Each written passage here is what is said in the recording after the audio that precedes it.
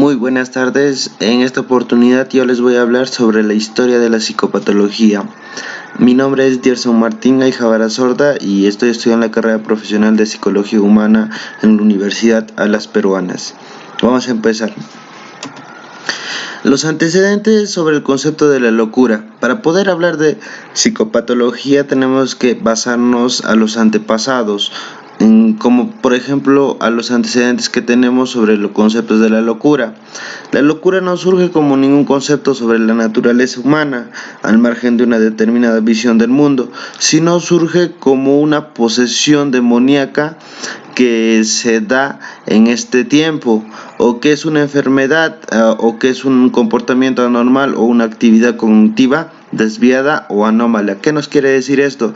Que la locura en esos tiempos va a ser entendido como una posesión por otros seres, y también podríamos decir que va a haber otros pensadores que van a mencionar que la locura va a ser un comportamiento anormal y una actividad, y van a tener una actividad cognitiva desviada y anómala. Los antecedentes de los conceptos sobre la locura tenemos también: si la sociedad idealiza o valora positivamente un modo determinado de ser, de sentir, de pensar o de comportarse, la ausencia de los valores implícitos en ese momento incluso se puestan entredichosos, será probablemente considerados como impropios. Lo que nos quiere decir este párrafo es que la locura también va a conllevar hacia las normas que va a tener una sociedad, ya que si una persona no va a ser regida por esas normas, va a ser excluida y va a poder decirse que tiene un problema de conducta. La consecuencia de ello es obvia: la imagen que una sociedad o un grupo humano dominante posee acerca de lo que es verdaderamente humano, y por la extinción de lo normal y ajustando a derechos será imperativos indeseables a la hora de construir la imagen de una sociedad, lo que nos menciona el autor Baywatch en 1993. También tenemos un paso muy importante que va a ser el nacimiento de la idea de las enfermedades mentales, que va a ser en las civilizaciones griega y romana.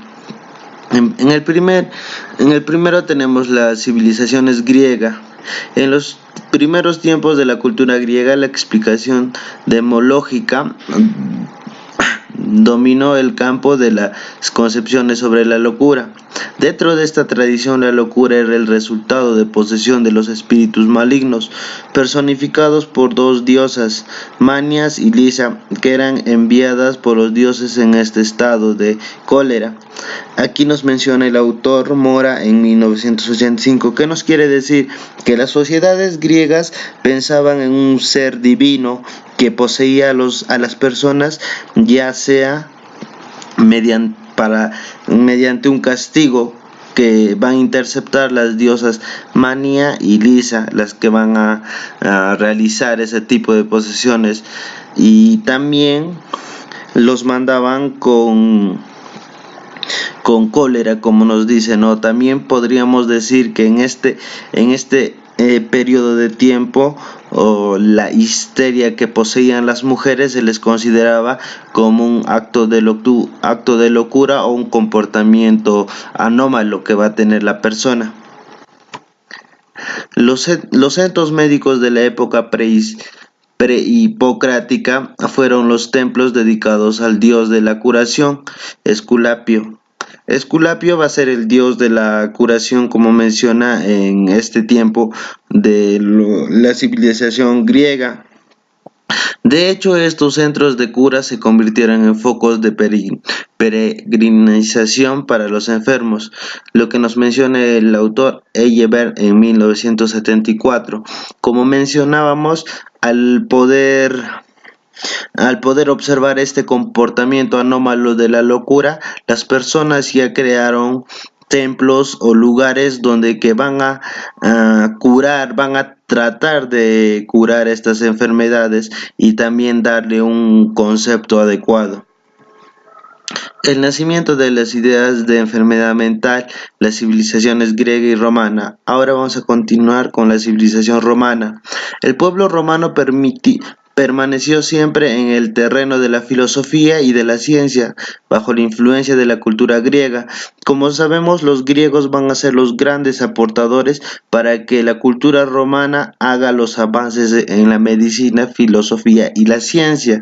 De este modo, muchos de los progresos que se llevaron a cabo acerca de los trastornos mentales provenían de individuos formados en la tradición médica griega, como mencionamos. Pero quizás la mayor aportación del mundo romano a la psicopatología no vino de la mano de la medicina, sino del derecho.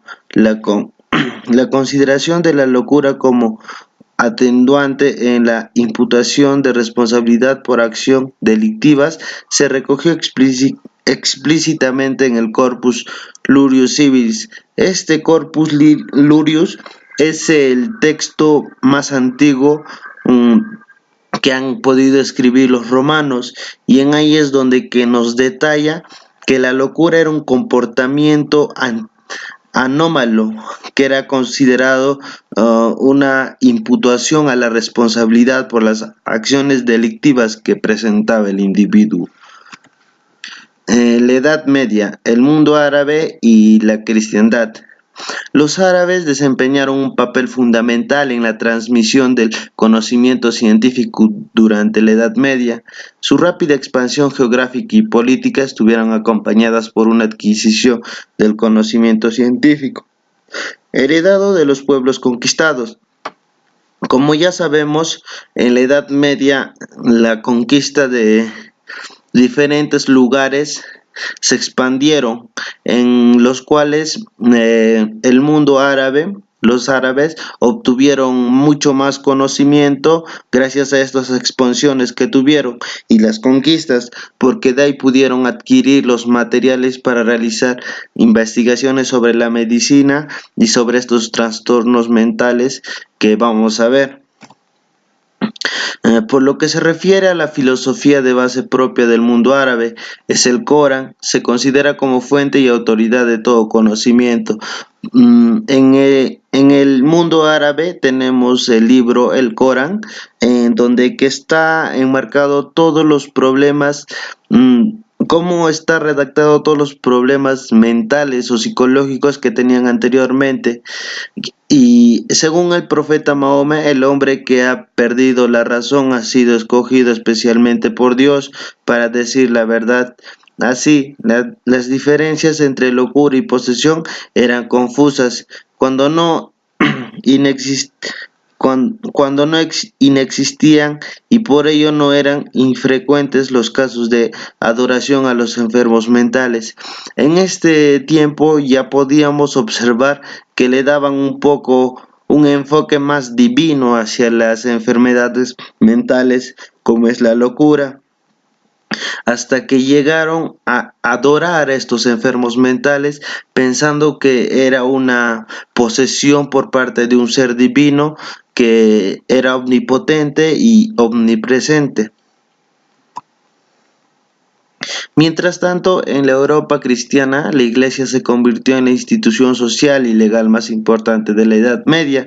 El único objetivo de la vida humana era la preparación óptima para la otra vida. Por lo tanto, el ejercicio constante de la fe y la creencia absoluta en las verdades reveladas eran los valores máximos a conseguir.